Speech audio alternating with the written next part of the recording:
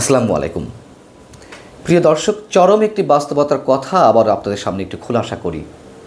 আমাদের মতন হাতে গোনা কয়েকজন মানুষ যখন সরকারের বিভিন্ন ধরনের ভুল ত্রুটি ধরিয়ে দেওয়ার চেষ্টা করছেন, ভুল ত্রুটি ধরিয়ে দিতে গিয়ে সরকারের সমালোচনা করছেন, কিছু শুভনাধ্যায়ী, কিছু শুভাকাঙ্ক্ষী সচেতন মানুষ আমাদেরকে সতর্ক করছেন মারাত্মকভাবে। সময় এমন এক পর্যায়ে পৌঁছেছে যে আমাদের মতন সমালোচনাকারীদের উপরে সরকারের প্রচণ্ড খড়গ নেমে আসতে পারে। আমাদের কণ্ঠ রোধ করতে যে কোনো মার প্যাচে ফেলা হতে পারে, নানান ধরনের চাপের মুখে ফেলা হতে পারে। যদি সরকারের এই ধরনের আচরণ আমাদের সামনে আসে বা আমাদের উপর প্রয়োগ হয়, তাতে কি খুব বেশি অবাক হওয়ার থাকবে? নিশ্চয়ই তাতে বিস্ময়ের কিছু থাকবে না। তাছাড়া বিভিন্ন মহল থেকে যে নানান ধরনের হুমকি আমরা পাচ্ছি, আমিও পেয়েছি, সে কথা এরই মধ্যে আপনাদেরকে জানিয়েছি, অলরেডি রেকর্ডেড। এই কথাগুলো এখন এই মুহূর্তে এই কারণে বলছি যে গত সোমবার সংস্কৃতি বিষয়ক উপদেষ্টা মোস্তফা সরোয়ার ফারুকীর সংবাদ সম্মেলনে কয়েকজন সাংবাদিক কি এমন প্রশ্ন করেছিলেন যে তার অপরাধে তাদের চাকরি চলে গেল, তাদেরকে চাকরিচ্যুত করা হলো। সরকারের নির্দেশেই তাদের চাকরি গেল, নাকি সরকারের চক্ষুকে তারা ভয় পেয়ে মালিক পক্ষ তাদেরকে আগে থেকেই চাকরিচ্যুত করলো, নাকি সেলফ সেন্সরশিপের মধ্যে থাকার কারণে বা বিশেষ দালালির জায়গা থেকে মালিক পক্ষ এই সংবাদকর্মীদেরকে তাদের চাকরি থেকে অব্যাহতি দিল? সেই বিষয়ে অবশ্যই আলোচনা করব।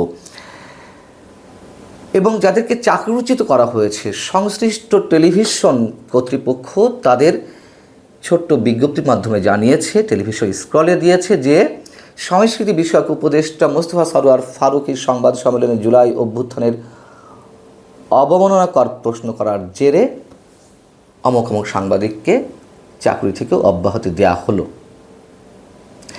যাদেরকে চাকরি থেকে অব্যাহতি দেওয়া হয়েছে তাদের মধ্যে রয়েছেন বেসরকারি টিভি চ্যানেল দীপ্ত টিভির 2 জন, এটিএন বাংলার 1 জন সাংবাদিক এবং চ্যানেল আইয়ের 1 জন গণমাধ্যম কর্মী।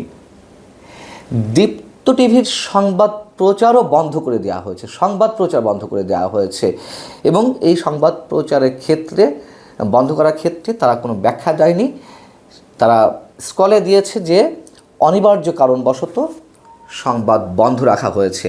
চ্যানেল আই কর্তৃপক্ষ তাদের অফিসিয়াল পেজে একটি পোস্ট দিয়ে জানিয়েছে যে সংস্কৃতি বিষয়ক উপদেষ্টার সংবাদ সম্মেলনের প্রশ্নোত্তর পর্বে পেশাদারিত্ব প্রদর্শন না করার অভিযোগের পরিপ্রেক্ষিতে সংশ্লিষ্ট রিপোর্টারের বিষয়ে চ্যানেল আই কর্তৃপক্ষের তদন্ত শুরু ও দায়িত্ব থেকে অব্যাহতি প্রদান করা হয়েছে।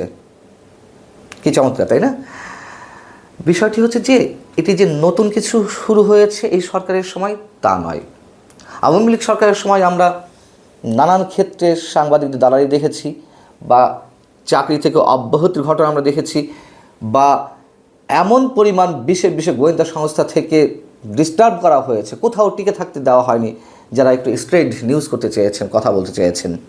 তো এই সরকারের গত 8 মাস 8.5 মাসে যা কিছু ঘটছে, সম্ভবত অনেকের মতে সেগুলোর সীমাও ছাড়িয়ে যাওয়া হচ্ছে। এটি বাস্তবতা। যেমন 5 আগস্টের পর থেকে, গত 5 আগস্ট অভ্যুত্থানের পর থেকে আওয়ামী লীগের দালাল হিসেবে যারা চিহ্নিত ছিলেন তাদের চাকরি গেছে, সত্য কথা। যারা শুধুমাত্র মুক্তিযুদ্ধের পক্ষের শক্তি হিসেবে নিজেদের মানসিকতার প্রকাশ ঘটিয়েছেন তাদের চাকরিও গেছে। যারা আওয়ামী লীগের দালালি করেননি কিন্তু মুক্তিযুদ্ধের পক্ষের, আবার কাউকে কাউকে চাকরি ছাড়তে বাধ্য হতে হয়েছে। এবং দেখা গেছে কি, আওয়ামী লীগের দালাল হিসেবে যারা চিহ্নিত ছিলেন তাদের চাকরি চলে গেল, সেই জায়গায় এসে কারা বসলেন?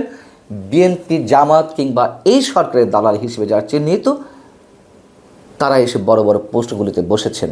এটাই বাস্তবতা। এই সরকারের সময় কি ঘটেছে আমরা দেখলাম। যদি হাতে গোনা কয়েকটি উদাহরণ যারা আপনারা রিকল করতে পারেন খুব সহজেই। সময় টিভির 3 সাংবাদিকের চাকরি গেল হাসনাত আবদুল্লাহ, সার্জিস আলমদের হুমকির মুখে। সেটি নিয়ে আন্তর্জাতিক গণমাধ্যম বিবিসি, ডয়েচে ভেলেতে নানান ধরনের রিপোর্টিং হলো। যাদের চাকরি গেছে তারা সরাসরি কথা বললেন।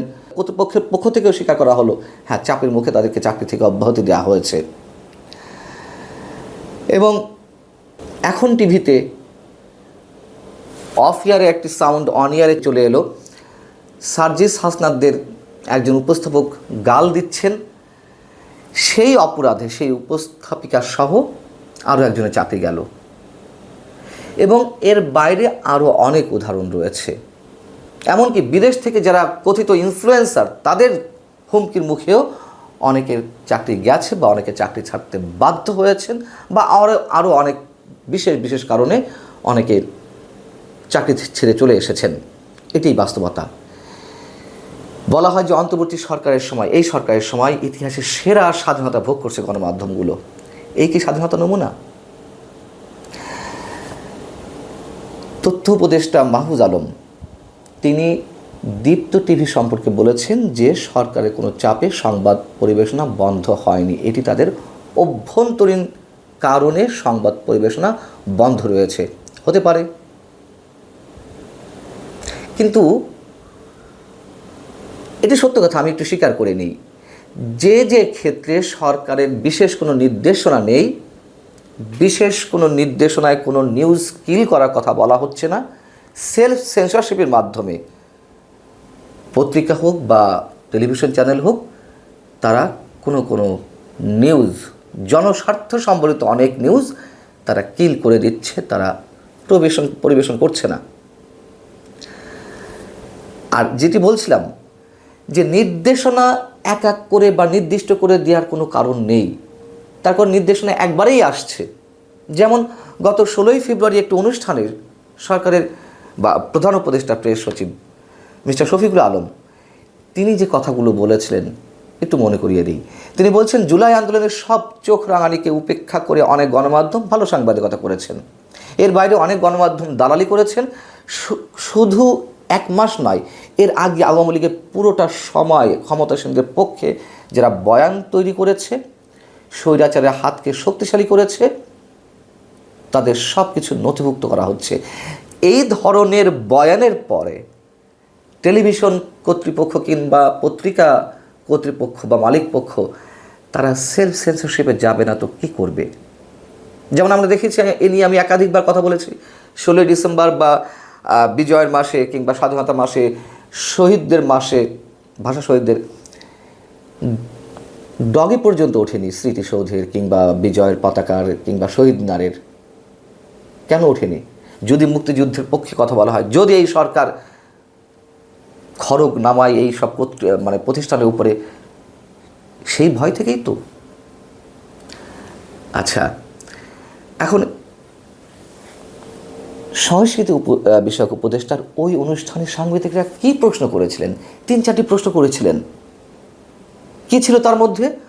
একজনের প্রশ্ন ছিল মঙ্গল শোভাযাত্রার বদলে যে আনন্দ শোভাযাত্রা এবার করা হলো এবং তাতে যে ফ্যাসিবাদী চরিত্র হিসেবে বা প্রতীক হিসেবে শেখ হাসিনার মুখাবয়ব নিয়ে আসা হলো, মোটিভ নিয়ে আসা হলো, এতে কি দেশের জনগণকে একাত্মবদ্ধ করা হয়েছে নাকি বিভক্তি তৈরি করা হয়েছে?